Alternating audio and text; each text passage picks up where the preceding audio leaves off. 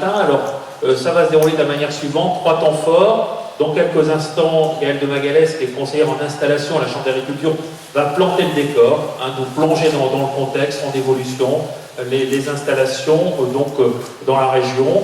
Nous aurons une première table ronde qui nous permettra d'évoquer des cas concrets de reprise, d'installation sur des modèles innovants. Dans une deuxième partie, nous accueillerons des structures qui accompagnent les porteurs de projets, les porteurs de reprise, d'installation. Et puis c'est Christophe Geoffroy, conseiller d'entreprise à la Chambre d'agriculture de Loir-et-Cher, qui apportera la conclusion. Bonjour à tous. Donc en effet, pour planter le décor et comprendre un petit peu pourquoi on va aborder les modèles de transmission innovante en viticulture, on a essayé de dresser le tableau de l'évolution du contexte de la transmission et de l'installation des exploitations viticoles. Premier volet sur la transmission, sur le vignoble, en région centre, entre 2000 et 2006. Donc on observe une diminution de 5% du vignoble, avec des variations selon les départements. Donc on est passé de 23 033 hectares à 21 768, soit une diminution de 5%, avec à noter une augmentation sur le département du Cher.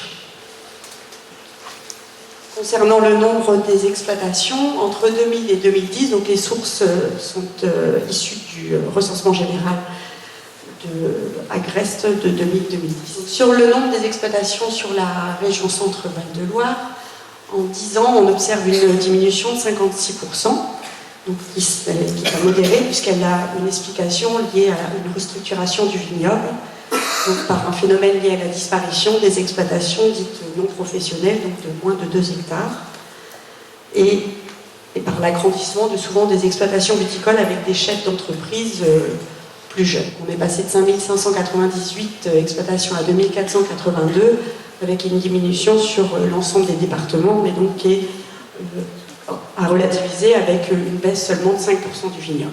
On peut identifier une pyramide des âges inversée avec un nombre d'exploitants plutôt vieillissants. Donc les plus de 50 ans représentent 60% des viticulteurs, mais qui est aussi un phénomène sociétal. Ça représente aussi la pyramide des âges aujourd'hui. Et elle peut être aussi positive en se disant que c'est aussi une offre d'exploitation importante pour accueillir des repreneurs. Sur les différentes classes d'âge, on peut donc identifier le nombre des exploitants. Donc en effet, c'est des offres d'installation. On est peut-être une région où il faut identifier et être un peu plus positif en se disant qu'on a aussi l'occasion d'accueillir des cadres familiaux, contrairement à certaines régions. Donc en identifiant lors des statistiques du recensement général, une question a été posée à l'ensemble des exploitants de plus de 55 ans sur s'ils identifient un successeur ou non.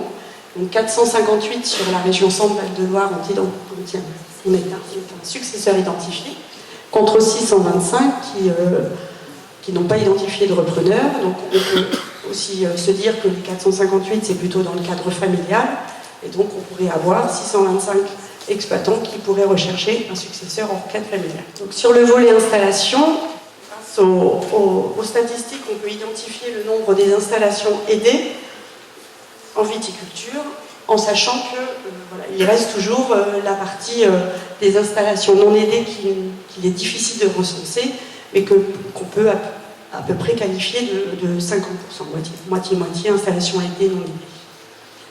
Donc on a observé évidemment un phénomène de diminution des nombres d'installations, mais avec une tendance de reprise depuis 2013, donc avec des départements évidemment phares, le 18, le 37 et le 41.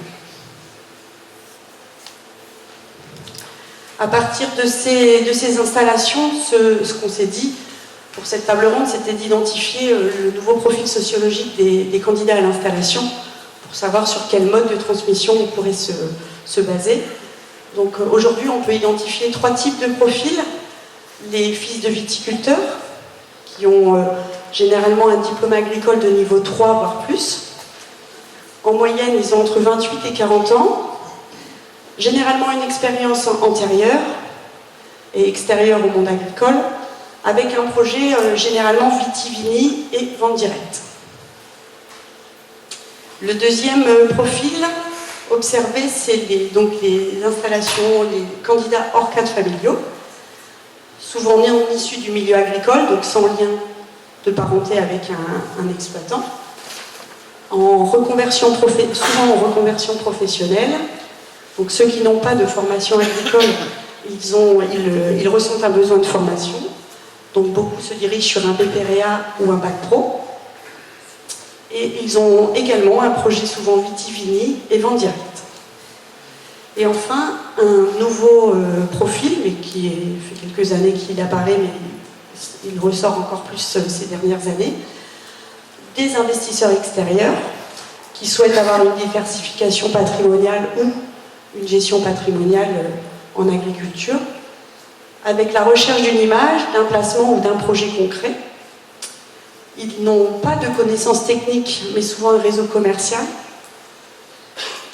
Et évidemment, ils dépendent de la capacité du gérant, avec un projet souvent vitivini et vente directe, et voire tourisme. Donc, à travers ce contexte, nous avons identifié des forces et des faiblesses à relativiser selon les AOC.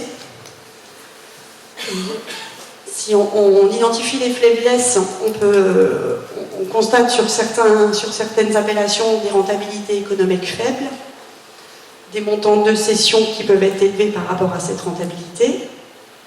Sur certaines appellations, il y a des incidences fiscales, donc des plus-values, des problèmes liés aux indivisions, peu de candidats à l'installation et beaucoup d'offres d'exploitation. Par contre, c'est à relativiser, puisqu'on a aussi des atouts en région centre, Val-de-Loire. Donc des offres d'installation hors cadre familial, du foncier des exploitations disponibles, une faible valeur du foncier sur certaines appellations, donc un territoire qui peut être intéressant pour des candidats à l'installation d'autres régions, un territoire aussi à forte valeur touristique. Et évidemment, sur les incidences fiscales et les problèmes liés aux indivisions, on a aussi des outils et des accompagnements pour anticiper et préparer la transmission. Donc ces faiblesses-là peuvent être rapidement compensées par une anticipation à la transmission.